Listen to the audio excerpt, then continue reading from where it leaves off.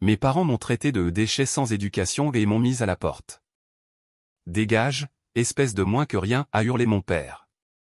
Il ne savait pas que j'avais gagné 20 millions de dollars. Alors j'ai dit, d'accord, très bien, et je n'ai pas discuté du tout.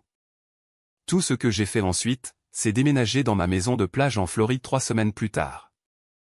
Je m'appelle Amanda, et à 32 ans, j'ai bâti une entreprise de 20 millions de dollars à partir de zéro, sans diplôme universitaire. Pendant des années, j'ai discrètement soutenu financièrement ma famille pendant qu'elle méprisait mes choix de carrière. Le mois dernier, lors du dîner d'anniversaire de mon père, tout a changé lorsqu'il m'a traité de déchet sans éducation et m'a ordonné de quitter sa maison. Ce qu'il ne savait pas, c'était à quel point j'avais réussi. L'expression sur son visage 3 semaines plus tard valait chaque larme que j'ai versée. Avant de vous raconter comment je suis passé du statut de soutien de ma famille à celui d'être traité de déchet par mon propre père, laissez un commentaire pour me dire d'où vous regardez. Cliquez sur le bouton j'aime et abonnez-vous si vous vous êtes déjà senti sous-estimé par les personnes qui devraient le plus croire en vous. J'ai grandi dans un quartier de classe moyenne à Columbus, dans l'Ohio, où les attentes étaient claires et traditionnelles. Mon père, William, était comptable dans la même entreprise depuis 30 ans et croyait avec une certitude absolue que l'université était le seul chemin légitime vers le succès. Ma mère, Patricia, enseignait à l'école primaire et renforçait discrètement ses opinions. Dès mon plus jeune âge, j'ai senti que j'étais différente de mes frères et sœurs, Thomas et Jennifer, qui ont tous deux adopté la voie conventionnelle. Même à l'âge de 10 ans, j'ai montré des signes d'un esprit d'entreprise qui a déconcerté mes parents. Pendant que les autres enfants jouaient après l'école, je tenais un stand de limonade élaboré avec différentes options de saveurs et des cartes de fidélité pour les clients réguliers. À 13 ans, je réparais des ordinateurs pour les voisins, facturant 20 $ de l'heure alors que l'atelier de réparation local en voulait 75 $. Mes parents considéraient ces entreprises comme de éminents passe-temps, rien de plus. Amanda doit se concentrer sur ses études au lieu de ses petits projets d'entreprise, disait mon père au dîner. Ces jeux ne paieront pas les factures quand elle sera grande. Le lycée a été difficile. J'ai maintenu des notes correctes mais j'ai passé mon temps libre à lire des livres sur les affaires et à suivre des entrepreneurs en ligne. Alors que mes frères et sœurs rejoignaient des clubs qui feraient bonne figure sur les candidatures universitaires, j'ai lancé une boutique en ligne vendant des coques de téléphone personnalisées. Je les ai conçues moi-même, gagnant près de 2000 $ avant l'obtention du diplôme. Malgré ma réticence, je me suis inscrite au collège communautaire pour apaiser mes parents. Un semestre a suffi pour confirmer ce que je savais déjà. L'environnement structuré me semblait être une cage, et les cours de commerce enseignaient des concepts dépassés par des professeurs qui n'avaient jamais dirigé de vraies entreprises. Quand j'ai parlé à mes parents de mon intention d'abandonner mes études pour poursuivre mes idées d'entreprise, la discussion a duré des jours. « Tu vas gâcher ta vie » a crié mon père, le visage rouge de colère. Aucun enfant de moi ne sera un décrocheur universitaire travaillant à des emplois à salaire minimum pour toujours. Néanmoins, j'ai quitté l'école à 19 ans avec seulement 2000 $ économisés grâce à mes divers petits boulots. Ces premiers mois ont été brutaux.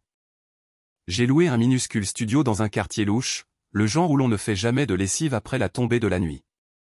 J'ai survécu avec des nouilles ramen et des produits d'épicerie à prix réduit tout en travaillant 18 heures par jour à la construction de ma plateforme de commerce électronique. Mes 3 premières tentatives d'entreprise ont complètement échoué. J'ai perdu de l'argent sur une entreprise de dropshipping lorsque les fournisseurs ont envoyé des produits défectueux. Mon service de gestion des médias sociaux s'est effondré lorsque j'ai sous-évalué mon travail et que je me suis épuisé en essayant de servir trop de clients. Ma tentative de création de bijoux faits à la main n'a pas pu dépasser les ventes occasionnelles sur les marchés locaux. Chaque échec m'a enseigné des leçons précieuses qu'aucun cours universitaire ne pourrait fournir. J'ai appris la gestion de la chaîne d'approvisionnement à la dure, j'ai découvert les structures de contrats clients appropriées grâce à une expérience douloureuse, et j'ai compris l'évolutivité de la production en atteignant les limites de première main. Le tournant est venu lorsque j'ai rencontré Sophia lors d'un événement de réseautage commercial local. De 20 ans mon aînée, avec de multiples sorties réussies, elle a vu quelque chose en moi que ma famille n'a jamais vu. Elle est devenue le mentor dont j'avais désespérément besoin, m'enseignant la sagesse pratique des affaires sans jugement sur mon manque d'éducation formelle. L'éducation prend de nombreuses formes, m'a dit Sophia autour d'un café. Certaines des personnes les plus brillantes que je connais sont appris en faisant, pas en étant assises dans des salles de classe. Grâce à ses conseils, j'ai affiné mon modèle commercial. À 22 ans, j'ai lancé une plateforme de commerce électronique qui mettait en relation de petits fabricants américains avec des clients à la recherche de produits fabriqués localement. Le timing était parfait, surfant sur la vague d'intérêt pour le soutien des petites entreprises et de la fabrication nationale. Ces premiers jours ont exigé d'immenses sacrifices. J'ai converti la moitié de mon minuscule appartement en un bureau de fortune, dormant sur un futon qui servait également de canapé. Mon ordinateur de bureau et mon imprimante occupaient la majeure partie de mon espace de vie. Je travaillais de 5 heures du matin à 11 heures du soir, gérant tout, du codage du site web aux appels du service clientèle. La percée est survenue 8 mois plus tard lorsqu'une blogueuse de style de vie populaire a présenté l'un de nos partenaires artisans. Les commandes ont afflué, submergeant nos systèmes de base. J'ai travaillé 72 heures d'affilée pour exécuter les commandes et améliorer l'infrastructure de notre site web. Cette seule fonctionnalité a rapporté $10 000 de revenus, plus d'argent que je n'en avais jamais vu sur mon compte. J'ai appelé mes parents, excités de partager mes progrès. Mon père a répondu avec un scepticisme prudent. C'est bien, chérie, mais c'est probablement juste temporaire. Tu sais, tu peux toujours retourner à l'université quand cette chose aura fait son temps. Ces mots m'ont blessé, mais ils ont aussi alimenté ma détermination. Je lui prouverai qu'il avait tort, non pas avec des arguments, mais avec un succès indéniable. Les 5 années suivantes ont été un tourbillon de croissance et de défis incessants. Ma plateforme de commerce électronique, que j'ai nommée Heartland Med, a dépassé son concept initial. Nous avons commencé avec seulement 27 partenaires artisans dans 3 États. Au cours de la 3e année, nous avons représenté plus de 400 fabricants et artisans dans les 50 États, les mettant en relation avec des clients qui appréciaient les produits fabriqués aux États-Unis. Chaque étape de la croissance a apporté des défis uniques. Lorsque notre serveur est tombé en panne lors d'une promotion importante, je suis resté éveillé pendant 48 heures d'affilée à travailler avec des développeurs pour restaurer le site, répondant personnellement aux emails des clients pour maintenir la bonne volonté. Lorsqu'un concurrent plus important a essayé de débaucher nos meilleurs vendeurs en leur promettant de meilleures conditions, je suis allé rencontrer chacun d'entre eux en personne, renforçant les relations et améliorant notre structure de commission. La période la plus difficile est survenue au cours de la 2e année, lorsque les flux de trésorerie ont presque étranglé l'entreprise. Nous croissions trop vite pour notre base de capital, les besoins en stock dépassant les revenus. Je suis resté sans salaire pendant 4 mois, j'ai déménagé dans un appartement encore plus petit pour réduire les dépenses et j'ai négocié des conditions de paiement prolongées avec les fournisseurs. Ces mois m'ont enseigné une discipline financière qui me serait très utile à mesure que l'entreprise se développait. Des étapes importantes se sont succédées rapidement. Notre premier bureau était un espace industriel converti au centre-ville où j'ai embauché 3 employés pour gérer le service à la clientèle et les relations avec les vendeurs. Le franchissement du seuil de $1 million de revenus annuels s'est produit au milieu de la 3e année, un moment que j'ai célébré seul avec un seul verre de champagne dans mon bureau après le départ de tous. Tout au long de ce parcours, j'ai gardé mon succès croissant relativement discret auprès de ma famille. Ils savaient que j'avais une entreprise de site web qui allait bien, mais j'ai minimisé la véritable ampleur de notre croissance. Leur découragement initial avait créé une barrière que je ne pouvais me résoudre à franchir. Une partie de moi espérait qu'ils finiraient par poser des questions détaillées sur mon travail, montrant un intérêt sincère, mais ces conversations ne se sont jamais concrétisées. Malgré leur soutien tiède, j'ai continué à aider financièrement ma famille chaque fois que cela était nécessaire. Lorsque ma mère a été diagnostiquée avec un cancer du sein au cours de la 4e année de mon entreprise, j'ai anonymement payé les $75 000 de frais médicaux non couverts par l'assurance. Mon père a mentionné un règlement d'assurance qui les avait sauvés de la dette médicale, sans jamais soupçonner la source. Mon frère Thomas a rencontré des difficultés avec la compte pour sa première maison. Son compte bancaire était inférieur de $40 000 à ce dont il avait besoin. J'ai créé un prêt familial par le biais d'un compte distinct, faisant croire qu'il provenait d'un oncle éloigné.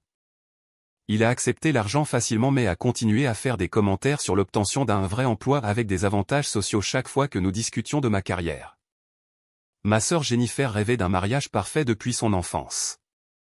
Lorsque son fiancé Daniel a perdu son emploi 6 mois avant la cérémonie, j'ai couvert le déficit de $50 000 pour le lieu et la restauration. Jennifer savait que l'argent venait de moi, mais a minimisé ma contribution lors des réunions de famille, faisant référence à ma petite entreprise de site web qui avait eu une bonne année. Le décalage entre mon succès réel et la perception de ma famille a créé un conflit interne de plus en plus douloureux. Le jour, j'ai dirigé des réunions de stratégie pour une entreprise de plusieurs millions de dollars, j'ai pris des décisions affectant des centaines d'entreprises partenaires et j'ai négocié avec les grandes chaînes de vente au détail des collections exclusives. La nuit, j'ai répondu aux SMS des membres de ma famille qui me traitaient comme la décrocheuse universitaire qui avait eu de la chance avec un truc sur Internet. Le siège social de mon entreprise s'est étendu à un étage complet d'un immeuble de bureaux du centre-ville avec 38 employés à temps plein et un programme de stage solide. Notre valorisation a atteint 20 millions de dollars après qu'un article dans Business Insider a attiré l'attention de plusieurs investisseurs. J'ai conservé la participation majoritaire, refusant les offres d'acquisition qui m'auraient rendu riche mais m'auraient fait perdre le contrôle de ma vision. À l'approche du 60e anniversaire de mon père, j'ai pris une décision. Il était temps d'être honnête au sujet de mon succès. Non pas pour me vanter, mais pour enfin percer les idées fausses et peut-être gagner le respect que je recherchais depuis des années. J'ai acheté un cadeau important, un compte de retraite entièrement payé, et j'ai prévu de le présenter avec la vérité sur mon entreprise lors de son dîner d'anniversaire. La veille du dîner, j'ai répété ce que j'allais dire. Je n'étais plus l'incertaine jeune fille de 19 ans qui cherchait à être approuvée. J'étais une entrepreneur prospère qui avait créé des opportunités pour des centaines de fabricants américains et des dizaines d'employés. Sûrement, cela finirait par gagner le respect de mon père et changer la façon dont ma famille voyait mon parcours non conventionnel.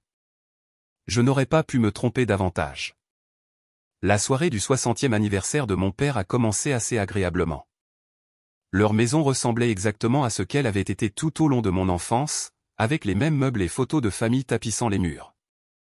Le seul nouvel ajout était un grand téléviseur que mon frère leur avait acheté à Noël dernier, bien en évidence comme symbole de sa contribution financière à la famille.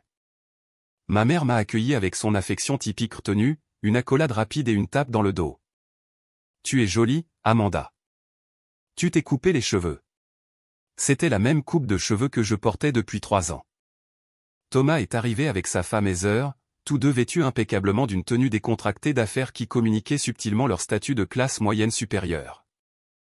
Jennifer et Daniel sont arrivés peu après, Jennifer se lançant immédiatement dans des histoires sur sa récente promotion au cabinet comptable où elle avait suivi les traces de notre père. Les associés laissent déjà entendre que je pourrais devenir associé junior l'année prochaine, a-t-elle annoncé en aidant à préparer les amuse-gueules, la plus jeune de l'histoire du cabinet. Tout au long de la conversation précédant le dîner, ma carrière n'a fait l'objet d'aucune question. Lorsque Daniel a brièvement mentionné avoir vu un article sur la croissance du commerce électronique, mon frère a rapidement orienté la conversation vers les réalisations de son fils dans la ligue mineure. Le dîner lui-même était le traditionnel rôti de bœuf en pot de ma mère avec tous les accompagnements servis dans la bonne porcelaine réservée aux occasions spéciales. Mon père était assis à la tête de la table, acceptant les compliments sur son apparence jeune avec une modestie pratiquée. « 60 ans te va bien, papa, a dit Thomas en levant son verre. À au moins 20 autres années. Le moment semblait opportun lorsque le dessert a été servi. J'avais attendu patiemment les discussions sur les commérages du quartier, les réalisations des enfants de Thomas et les projets de vacances de Jennifer. Personne n'avait posé une seule question sur ma vie ou mon entreprise. Papa, maman, tout le monde, ai-je commencé, le cœur battant la chamade malgré mon calme extérieur. Je voulais partager quelques nouvelles concernant mon entreprise. Mon père a hoché la tête distraitement, tendant déjà la main vers une autre part de gâteau d'anniversaire. Heartland Med a récemment été valorisé à 20 millions de dollars, ai-je poursuivi. Nous avons reçu plusieurs offres d'acquisition, et j'ai été présenté dans Business Insider et Entrepreneur Magazine le mois dernier. Le silence qui a suivi a semblé interminable. Ma mère s'est figée avec sa fourchette à mi-chemin de sa bouche. Jennifer a échangé un coup d'œil rapide avec Daniel. Thomas s'est contenté de regarder fixement. Mon père a été le premier à répondre, son ton méprisant. Qu'est-ce que cela signifie exactement, Amanda? Ces entreprises Internet utilisent toutes sortes de drôles de mathématiques pour arriver à ces valorisations. J'ai gardé mon calme, expliquant en termes simples comment fonctionnent les valorisations d'entreprises, nos sources de revenus et notre trajectoire de croissance. J'ai mentionné notre bureau avec 38 employés et nos partenariats avec plus de 400 fabricants américains. Thomas a interrompu avant que je puisse finir. Alors, tu as eu de la chance avec ce truc en ligne. C'est super, mais certains d'entre nous ont bâti de vraies carrières avec de vraies qualifications. Il a insisté sur le mot qualification en jetant un coup d'œil à sa femme, qui a acquiescé. Ce n'est pas de la chance, ai-je répondu calmement. Ce sont 7 ans de travail 18 heures par jour, à résoudre des problèmes complexes et à construire quelque chose de significatif. Nous avons aidé à sauver des dizaines d'entreprises manufacturières américaines qui étaient sur le point de fermer. Ma mère a finalement parlé, sa voix hésitante. Cela semble impressionnant, ma chérie. Bien que je souhaite toujours que tu aies terminé tes études. Même avec cette entreprise, l'éducation est importante. Je sentais ma patience s'amenuiser mais j'ai insisté. En fait, j'ai apporté quelque chose pour papa. Je lui ai tendu une enveloppe contenant la documentation pour le compte de retraite que j'avais financé. Je voulais m'assurer que vous ayez tous les deux une retraite confortable. Mon père a ouvert l'enveloppe, son expression s'assombrissant lorsqu'il a réalisé ce qu'il regardait. Plutôt que de la gratitude, son visage est devenu rouge de quelque chose qui ressemblait remarquablement à de la colère. Qu'est-ce que c'est censé être? Une sorte de charité? Il a laissé tomber les papiers sur la table. Nous ne t'avons pas élevé pour que tu jettes de l'argent comme si tu étais meilleur que tout le monde. Ce n'est pas du tout mon intention, ai-je expliqué. Je voulais juste aider de la même manière que j'ai aidé avec les frais médicaux de maman, l'acompte de la maison de Thomas et le mariage de Jennifer. 3 têtes se sont redressées simultanément. Mon aide financière secrète a été soudainement exposée. Toi, a bafouillé mon père. C'était tout toi. Jennifer avait l'air mortifiée. L'expression de Thomas s'est durcie en quelque chose de laid. Ma mère avait simplement l'air confuse. Tu as secrètement payé des choses dans notre dos? La voix de mon père s'élevait à chaque mot, jouant les gros bonnets avec ton argent d'Internet. J'essayais juste d'aider, ai-je répondu, ma voix plus faible que je ne le voulais. Je n'ai jamais voulu de reconnaissance. Je voulais juste soutenir la famille. Soutenir, a interrompu Thomas, en nous faisant sentir comme des cas de charité.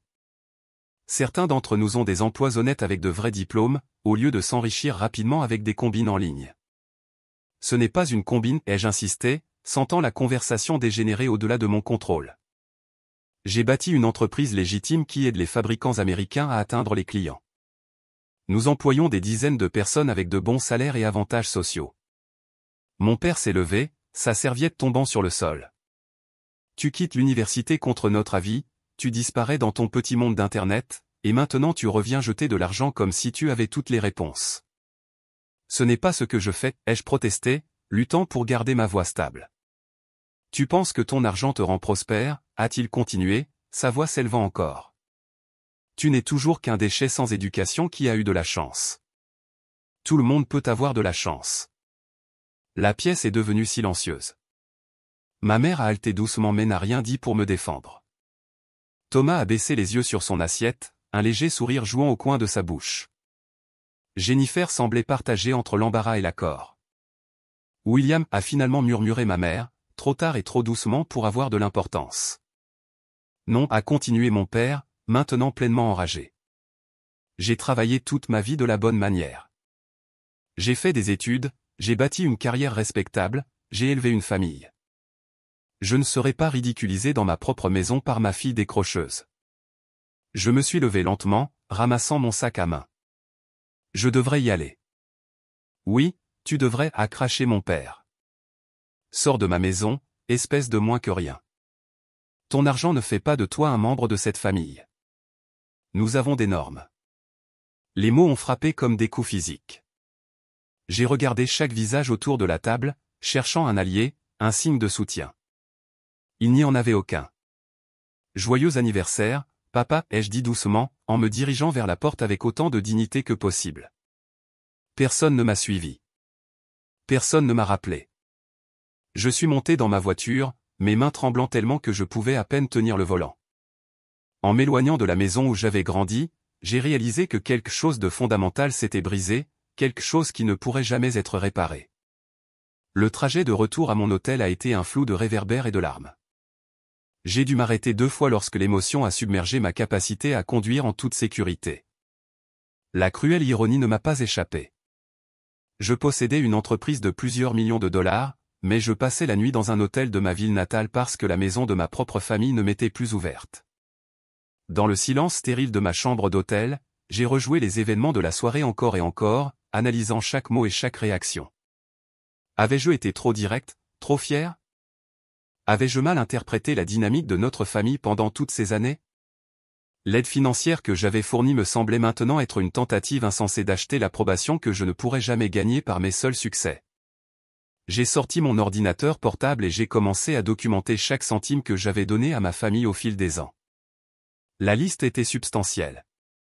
75 000 $ pour le traitement du cancer de ma mère, payé directement à l'hôpital et aux spécialistes, 120 000 $ pour la maison de mon frère, couvrant non seulement la compte, mais aussi les rénovations supplémentaires qu'il avait demandées des mois plus tard, 50 000 $ pour le mariage de ma sœur, y compris la restauration du lieu et la lune de miel qu'elle ne savait pas que j'avais financé, d'innombrables petites dépenses, la réparation de la voiture de mon père l'hiver dernier, 22 000 $, la rénovation de la cuisine de ma mère, 35 000 $, cadeaux de Noël, cadeaux d'anniversaire, dépenses d'urgence, tous gérés discrètement par le biais de comptes conçus pour masquer leurs sources.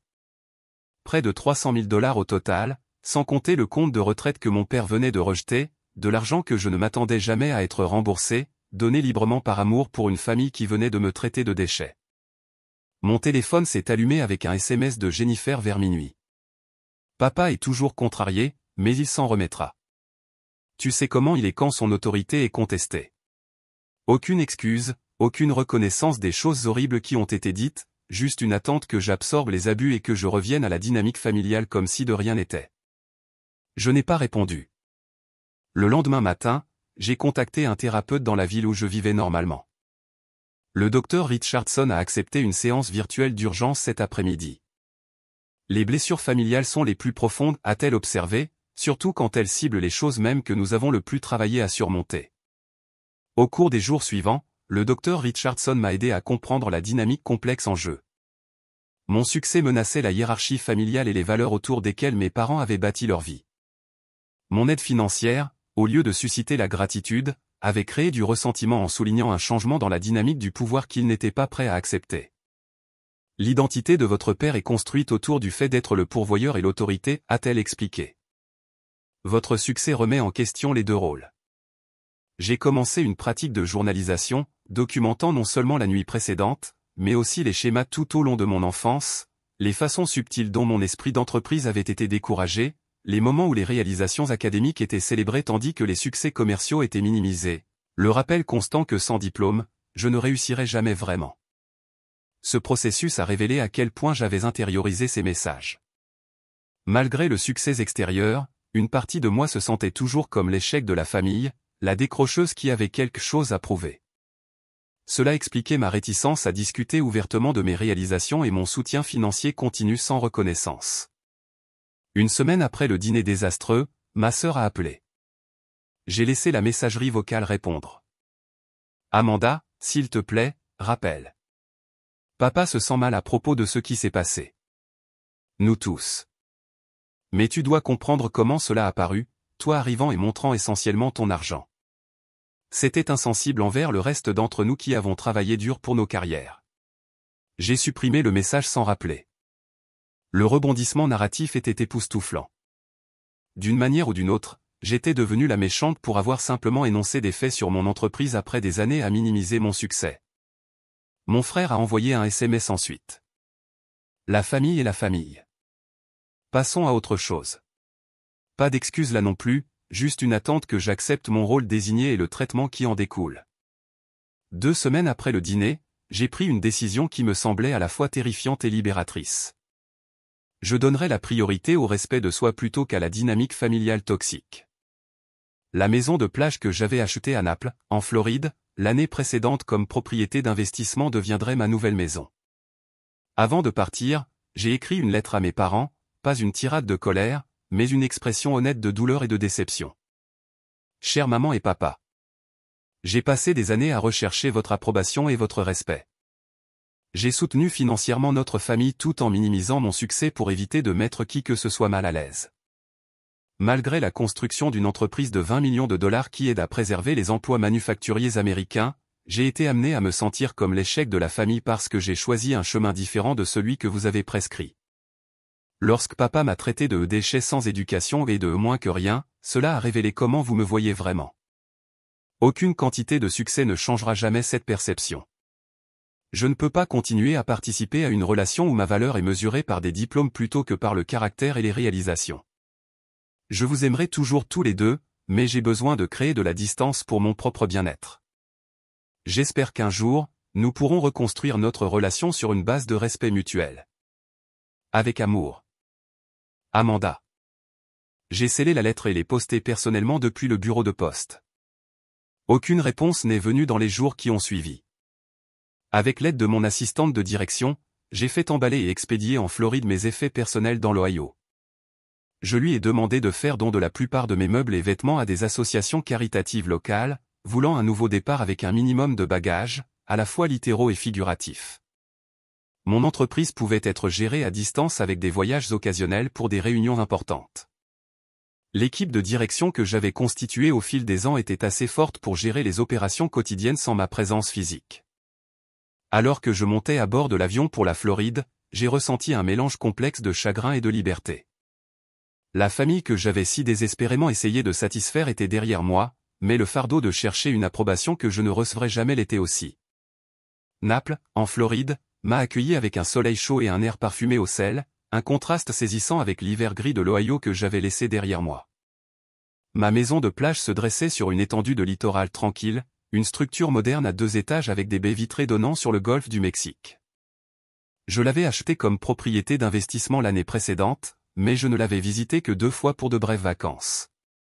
La propriété me semblait impersonnelle lorsque je suis arrivé pour la première fois, comme un hôtel haut de gamme plutôt qu'une maison. L'agent immobilier s'était occupé de l'ameublement avec une décoration de maison de vacances de luxe standard, attrayante mais sans âme. Faire de cette maison la mienne est devenu une forme de thérapie. J'ai commencé par la chambre principale, remplaçant la literie beige générique par des courtes pointes artisanales d'un de mes artisans de Heartland Made en Caroline du Nord. L'art produit en masse a été retiré, remplacé par des pièces originales d'artistes américains émergents que j'avais découverts grâce à l'entreprise. Chaque matin, je me réveillais au son des vagues et à la vue d'une créativité authentique m'entourant. La transformation de la cuisine est venue ensuite. J'ai installé des étagères ouvertes pour exposer de la poterie faite à la main de nos partenaires du Vermont et du Nouveau-Mexique. Les appareils électroménagers de qualité industrielle sont restés, mais des textiles tissés à la main colorés et des planches de service en bois fabriquées localement ont réchauffé l'espace. L'établissement de routine est devenu essentiel à mon processus de guérison. Chaque matin commençait par une promenade au lever du soleil le long de la plage, les pieds dans le sable frais, à ramasser des coquillages et à regarder les dauphins décrire des arcs dans les vagues au large. J'ai trouvé un café local tenu par une famille cubano-américaine où je suis devenu une habituée, accueillie par mon nom plutôt que par ma commande. Gérer l'entreprise à distance s'est avéré plus facile que prévu. Les visioconférences ont remplacé les réunions en personne, et nos systèmes établis ont fonctionné sans problème avec un minimum d'ajustement. Sans les trajets quotidiens et les distractions du bureau, je me suis retrouvée plus productive, prenant des décisions plus claires depuis mon nouveau siège paisible.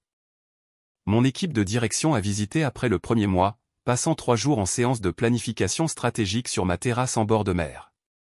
Plusieurs ont commenté le changement positif qu'ils ont remarqué dans mon style de leadership.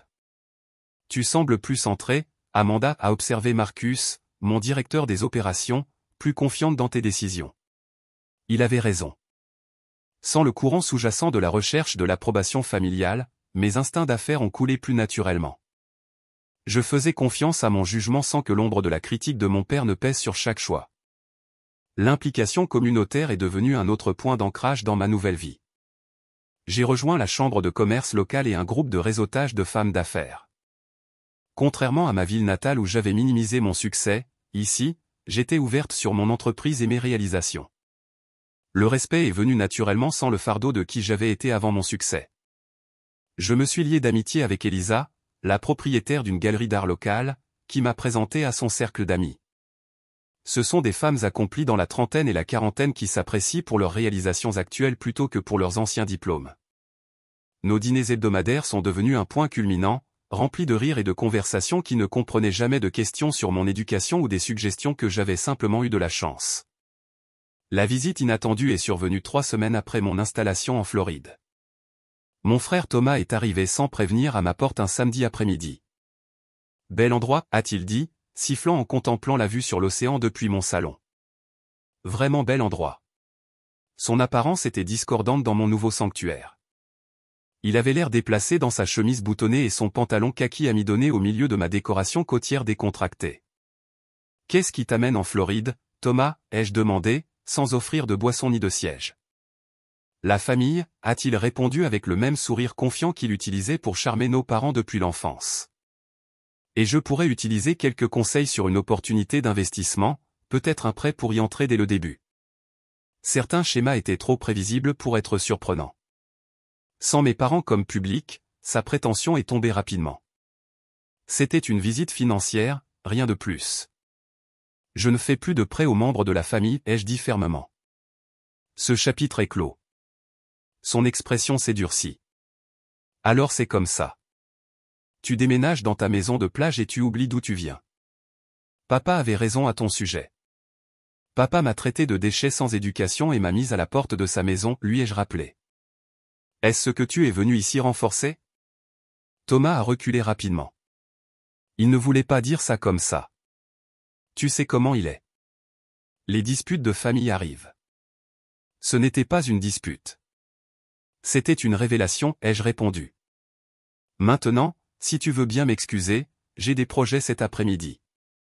Après l'avoir reconduit, je me suis assise sur ma terrasse, à regarder les vagues, étonnamment imperturbable par la rencontre. Les limites que j'établissais me semblaient justes, même si elles étaient douloureuses à mettre en œuvre. Ce soir-là, j'ai pris une décision importante. J'ai contacté mon avocat et j'ai créé un fonds de bourse d'études anonyme au collège communautaire que j'avais brièvement fréquenté. La bourse d'études pour l'entrepreneuriat Amanda Wilson fournirait une bourse d'études complète et un mentorat à 5 étudiants chaque année qui démontrent un potentiel entrepreneurial mais qui manquent d'avantages académiques traditionnels. Assurez-vous que les critères de sélection mettent l'accent sur l'initiative démontrée et la résolution créative de problèmes, pas sur les notes, ai-je ordonné. Et trouvez des mentors qui ont bâti de vraies entreprises, pas seulement enseigner des cours de commerce. Au fil des semaines, ma maison est vraiment devenue un foyer. J'ai planté un jardin d'espèces indigènes de Floride qui a attiré des papillons et des colibris. J'ai adopté un chien de sauvetage, un croisé nommé Charlie, qui m'accompagnait lors de promenades sur la plage et dormait au pied de mon lit. Son affection simple était un rappel quotidien de la façon dont les relations devraient se sentir. J'ai trouvé une paix inattendue dans la solitude. Sans l'anxiété sous-jacente constante du jugement familial, j'ai découvert des aspects de moi-même auparavant éclipsés par ce stress. J'ai suivi un cours de poterie dans un studio local, terrible dans ce domaine, mais appréciant le processus méditatif. J'ai essayé le yoga sur paddleboard, passant plus de temps dans l'eau que sur la planche, mais riant à travers chaque tentative. 3 semaines se sont transformées en un mois, puis en 6 semaines. La douleur du rejet familial est restée, mais s'est transformée en quelque chose de moins aigu, plus comme une vieille blessure qui faisait parfois mal plutôt qu'une blessure fraîche. Je construisais quelque chose de nouveau ici, non seulement une maison, mais une vie authentique alignée sur mes valeurs plutôt que sur les attentes de quelqu'un d'autre. Puis vint le développement inattendu qui bouclerait la boucle de l'histoire de ma famille d'une manière que je n'avais jamais prévue. Le Naples Business Journal n'était pas une publication que je lisais normalement, mais Elisa m'a envoyé un texto tôt un matin en insistant pour que j'en prenne une copie. Page 3. Tu vas vouloir voir ça. L'article de fond profilait des propriétaires d'entreprises locales ayant un impact au-delà de la Floride. Là, j'ai été photographié sur ma terrasse avec le golfe du Mexique derrière moi sous le titre « Un innovateur du commerce électronique amène une entreprise de plusieurs millions de dollars à Naples ». La journaliste avait fait ses recherches, détaillant la croissance de Heartland Med de la start-up à une valorisation de 20 millions de dollars, notre impact sur la fabrication américaine et ma récente fondation de bourse d'études pour l'entrepreneuriat.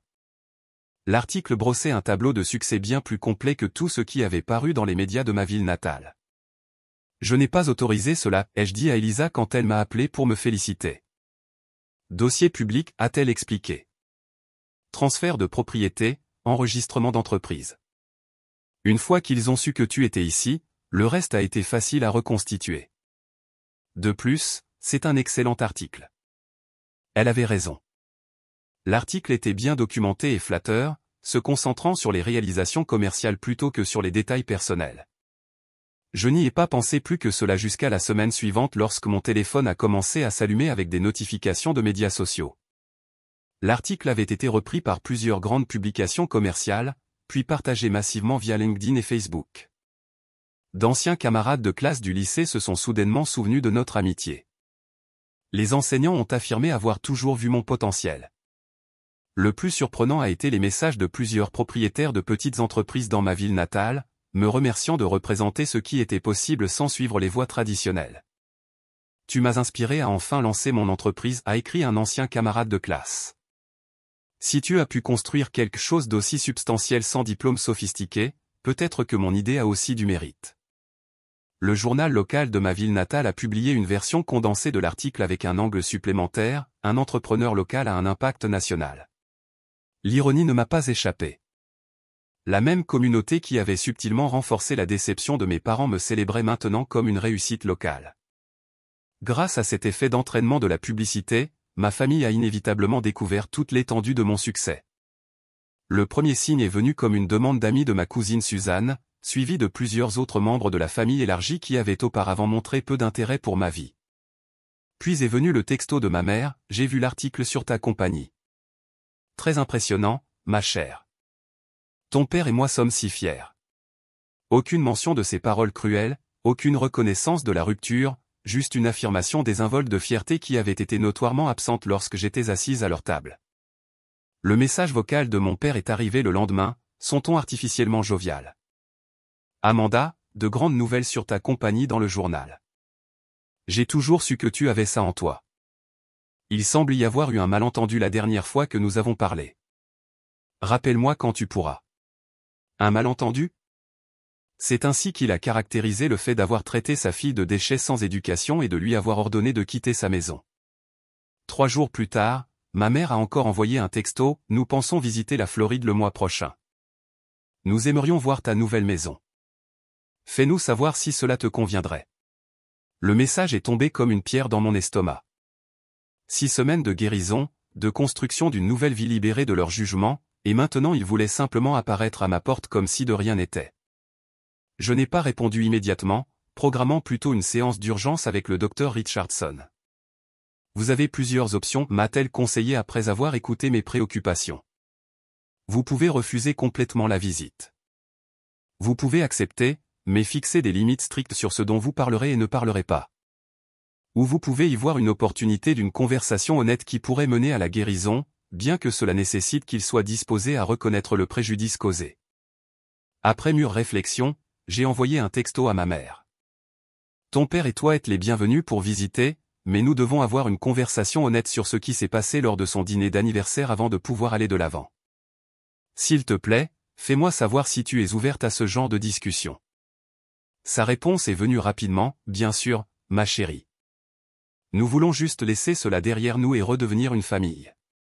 La formulation m'a troublé, est-ce désir de laisser cela derrière nous sans l'aborder directement, mais j'ai confirmé les dates de leur visite le mois suivant. À l'approche du jour, je me suis préparé à la fois pratiquement et émotionnellement. Je me suis arrangé pour qu'ils séjournent dans un hôtel à proximité plutôt que chez moi, préservant mon espace personnel. J'ai simulé des conversations difficiles avec le docteur Richardson, m'exerçant à fixer des limites sans devenir défensive. Mes parents sont arrivés un mardi après-midi ensoleillé. Je les ai rencontrés dans un restaurant en bord de mer pour déjeuner, un cadre public qui aiderait à modérer l'interaction initiale. Ils semblaient plus petits, en quelque sorte moins intimidants qu'ils ne l'avaient été dans l'Ohio. La posture confiante de mon père semblait diminuer, ma mère plus nerveuse que je ne m'en souvenais. Ils se sont tous deux habillés formellement malgré le cadre côtier, mon père en chemise boutonnée et pantalon, ma mère dans une robe structurée plus adaptée à l'église qu'à un repas à la plage. Cet endroit est quelque chose d'autre, a dit mon père, en montrant l'eau turquoise visible à travers les fenêtres du restaurant. Tu as bien réussi pour toi-même, Amanda. La légère emphase sur « pour toi-même » ne m'a pas échappé l'implication que mon succès existait isolément des valeurs familiales. Merci, ai-je répondu, ne remplissant tout simplement pas le silence gênant qui a suivi. Ma mère a sauté avec des banalités sur leur vol, le temps, à quel point la Floride était différente de l'Ohio. J'ai répondu poliment mais je n'ai pas aidé à poursuivre la conversation. Enfin, après l'arrivée de notre nourriture, mon père s'est éclairci la gorge. À propos de ce qui s'est passé lors de mon dîner d'anniversaire. Tu m'as traité de déchet sans éducation et de moins que rien, ai-je déclaré calmement. Tu m'as dit de sortir de ta maison et que mon argent ne faisait pas de moi un membre de la famille. Son visage est devenu rouge. J'ai été surpris par la nouvelle de ton entreprise. Cela m'a pris au dépourvu. J'ai peut-être réagi de manière excessive. Pas des excuses, une excuse. J'ai besoin de comprendre, ai-je poursuivi, en maintenant le contact visuel. Cette réaction était-elle due au fait que je partageais mon succès ou au fait d'apprendre que j'avais aidé la famille financièrement? Les deux ont donné l'impression que tu te vantais? Ma mère est intervenue. Comme si tu disais que tu étais meilleur que nous maintenant. Je n'ai jamais dit ni pensé cela, ai-je répondu. J'ai passé des années à cacher mon succès pour éviter de mettre qui que ce soit mal à l'aise. J'ai aidé financièrement parce que je pouvais, et je voulais soutenir la famille que j'aime. Mon père s'est agité inconfortablement. Eh bien, la façon dont tu l'as présenté était très directe, et découvrir que tu étais derrière ces autres choses. Cela donnait l'impression d'une charité que nous n'avions jamais demandée. La conversation a continué dans cette veine tout au long du déjeuner. Aucune excuse véritable n'a émergé, juste des justifications et des tentatives de minimiser la gravité de ce qui s'était passé. Le sous-texte est devenu de plus en plus clair, ils étaient ici parce que mon succès public rendait socialement maladroit de me rejeter, pas parce qu'ils avaient reconsidéré leur évaluation de ma valeur. Alors que nous terminions notre repas, j'ai pris une décision. J'aimerais vous montrer ma maison. Mais d'abord, je dois être très clair sur quelque chose. Je ne vais pas prétendre que le dîner n'a jamais eu lieu. Je n'accepterai pas d'être insulté ou que mes choix soient dénigrés. Si vous voulez une relation à l'avenir, elle doit être basée sur le respect mutuel. Ils ont échangé des regards avant que mon père n'acquiesce avec raideur. Cela semble raisonnable. Quand ils sont arrivés à ma maison de plage plus tard cet après-midi, leurs expressions, alors qu'ils admiraient la vue imprenable sur l'océan, m'ont tout dit. Cette preuve tangible de mon succès était impossible à ignorer ou à minimiser. La valorisation de 20 millions de dollars n'était plus un nombre abstrait, mais se manifestait dans l'immobilier en bord de mer et le luxe de bon goût. C'est tout un truc, a réussi à dire mon père, sa voix tendue. Voulez-vous une visite, ai-je offert. Alors que je leur faisais visiter la maison, en soulignant les objets artisanaux des artisans de Heartland Med qui décoraient chaque pièce, j'ai réalisé quelque chose de profond. Leur approbation, que j'avais recherchée si longtemps, ne détenait plus le pouvoir qu'elle avait autrefois. J'étais fier de cette maison et de l'entreprise qui l'avait rendue possible, quelle que soit leur réaction. Cette révélation a peut-être été le résultat le plus précieux de leur visite, valant plus que toute excuse qu'ils auraient pu offrir. La conversation qui a suivi la visite de la maison de plage par mes parents a été difficile mais nécessaire. Nous nous sommes assis sur la terrasse donnant sur l'océan, le soleil couchant peignant le ciel dans des tons d'orange et de rose qui semblaient trop beaux pour une discussion aussi tendue. Je veux être clair sur quelque chose, a commencé mon père, son ton plus conciliant que je ne l'avais jamais entendu. Je suis désolé pour ce que j'ai dit à mon anniversaire. C'était déplacé, quelle que soit ma surprise. Les excuses, bien qu'appréciées, comportaient une réserve qui en diminuait l'impact. Son attention est restée sur son expérience de la surprise plutôt que sur le préjudice que ces mots avaient causé. Ce qui a fait le plus mal, ai-je répondu avec soin, c'est que ces mots semblaient révéler comment vous me voyez vraiment, malgré tout ce que j'ai accompli. Ma mère a tendu la main à travers la table, ne touchant pas tout à fait ma main, mais faisant un geste vers elle. Nous avons toujours été fiers de toi, Amanda. Nous nous sommes juste inquiétés pour ton avenir sans diplôme. Mon avenir est ici, ai-je dit, en désignant la maison et l'entreprise qui l'avaient rendue possible. Je l'ai construite sans diplôme, mais avec 7 ans de travail plus dur que la plupart des gens ne le feront jamais. Cela mérite le respect, pas de la condescendance. Mon père s'est agité inconfortablement. Le monde des affaires peut être capricieux. Les entreprises montent et descendent du jour au lendemain. Nous voulions juste la sécurité pour toi. Je comprends que cette inquiétude vient de l'amour, ai-je reconnu, mais il n'y a pas de sécurité parfaite dans aucune voie. Beaucoup de gens avec des diplômes ont des difficultés financières, tandis que d'autres sans éducation formelle prospèrent. Ce qui compte, c'est de reconnaître qu'il existe de multiples voies valables vers le succès. La conversation a continué pendant des heures alors que le soleil se couchait et que les étoiles apparaissaient au-dessus du golfe. Aucune réconciliation dramatique ne s'est produite, pas d'étreinte de groupe larmoyante qui a guéri comme par magie des décennies d'incompréhension. Au lieu de cela, nous sommes parvenus à une compréhension fragile, un point de départ plutôt qu'une conclusion. À l'avenir, ai-je expliqué alors que la soirée touchait à sa fin, je suis ouverte à la reconstruction de notre relation, mais avec des limites claires. Je n'accepterai pas d'être dénigré pour mes choix éducatifs ou que mon succès soit attribué à la chance plutôt qu'au travail acharné et aux compétences. Mes parents ont accepté. Bien que j'aie senti la réticence de mon père dans son sourire crispé et dans la façon dont il a qualifié ses réponses, ma mère a semblé plus sincèrement réceptive, reconnaissant peut-être pour la première fois le rôle qu'elle avait joué en permettant des dynamiques familiales qui avaient causé tant de douleur. Après leur retour dans l'Ohio, j'ai profondément réfléchi à la visite et au chemin qui m'avait mené ici. Le processus de guérison était loin d'être terminé, mais des étapes importantes avaient été franchies. J'ai maintenu des contacts limités avec mes parents dans les mois qui ont suivi, de brefs appels téléphoniques hebdomadaires qui sont progressivement devenus moins gênants. Ma relation avec mes frères et sœurs a évolué différemment.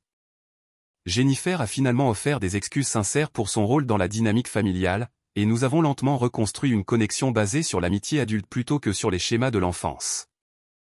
Thomas est resté distant, envoyant occasionnellement des vœux de vacances mais ne faisant aucun effort réel pour comprendre ou reconnaître le préjudice causé. Mon parcours personnel de guérison s'est poursuivi avec des séances de thérapie régulières. Le docteur Richardson m'a aidé à reconnaître comment les traumatismes familiaux avaient façonné mon approche des affaires et des relations, créant des schémas de recherche de validation par la réussite et la générosité financière. Le succès ne remplace pas l'estime de soi, m'a-t-elle rappelé, et l'approbation familiale ne peut pas être achetée, peu importe ce que vous donnez. Cette perspicacité m'a amené à établir des limites plus claires dans toutes les relations. Je suis devenu plus à l'aise pour discuter de mes réalisations sans les minimiser. J'ai appris à donner par générosité sincère plutôt que comme une tentative d'acheter l'acceptation. La Fondation pour l'entrepreneuriat est devenue un élément central de ma philanthropie. Au-delà du financement des bourses d'études, j'ai développé un programme de mentorat jumelant des entrepreneurs prospères sans diplôme traditionnel avec des étudiants prometteurs confrontés à des défis similaires. Être témoin de leur croissance et de leur succès a apporté une satisfaction plus profonde que toute approbation familiale ne pourrait le faire. Mon cercle d'amis à Naples s'est élargi, créant une famille choisie basée sur le respect mutuel et une connexion authentique. Nos rassemblements hebdomadaires sont devenus une source de joie et d'appartenance que je n'avais jamais connue dans l'Ohio. Ces relations, librement choisies et entretenues, m'ont appris ce que devrait être un soutien sain. La maison de plage s'est complètement transformée au fil du temps, chaque pièce reflétant mon goût et mes valeurs authentiques plutôt qu'un luxe générique. Le jardin a prospéré avec des plantes indigènes qui ont attiré la faune. Charlie, mon chien de sauvetage, a gagné un compagnon lorsque j'ai adopté un deuxième chien du refuge local, un retriever senior nommé Luna, que tout le monde avait négligé. La gestion à distance de Heartland Med s'est avérée si fructueuse que j'ai mis en œuvre des politiques de travail flexibles pour tous les employés, leur permettant de travailler de n'importe où pendant une partie de l'année. La productivité a augmenté et les scores de satisfaction des employés ont atteint des sommets historiques. Un an après mon déménagement en Floride, j'ai organisé un dîner pour mes nouveaux amis. Alors que nous nous réunissions autour de la table sur ma terrasse, à regarder les dauphins jouer dans les vagues du coucher du soleil, j'ai réalisé à quel point ma vie s'était complètement transformée depuis cette nuit douloureuse chez mes parents en famille choisie. Elisa a porté un toast, en levant son verre, à Amanda, et à avoir le courage de donner la priorité au respect plutôt qu'à l'obligation. Le sentiment a capturé exactement ce que j'avais appris à travers ce voyage. Les liens familiaux sont précieux, mais pas au prix de la dignité et du respect de soi. Le succès ne peut pas être mesuré uniquement par des diplômes ou des réalisations traditionnelles, mais par les vies que nous touchons et l'impact positif que nous créons. Plus important encore, j'ai appris que le pardon ne nécessite pas d'oublier ou de continuer à accepter un traitement préjudiciable. Le vrai pardon est un processus interne de libération de la colère et du ressentiment tout en maintenant des limites qui protègent votre bien-être. Mon histoire se déroule toujours, comme toutes nos histoires. La relation avec mes parents continue d'évoluer, progressant parfois, régressant parfois vers d'anciens schémas. Je maintiens mes limites avec une fermeté compatissante, acceptant qu'une compréhension complète ne vienne peut-être jamais, mais refusant de compromettre mon estime de soi en la recherchant. Si mon expérience offre une sagesse qui vaut la peine d'être partagée, c'est ceci: votre valeur n'est pas déterminée par les perceptions des autres, en particulier celles obscurcies par des croyances ou des attentes dépassées. Le succès se présente sous d'innombrables formes, souvent inattendues, et parfois les rejets les plus douloureux mènent aux chemins les plus authentiques et les plus épanouissants vers l'avant. Avez-vous déjà eu à choisir entre les attentes de votre famille et votre propre voie? Avez-vous été critiqué pour avoir emprunté une voie non conventionnelle vers le succès? Partagez votre expérience dans les commentaires ci-dessous. N'oubliez pas d'aimer et de vous abonner si cette histoire vous a touché, et cliquez sur le bouton de partage pour aider ceux qui pourraient lutter contre une dynamique familiale similaire. Merci d'avoir écouté. Prenez soin de vous. Bonne chance.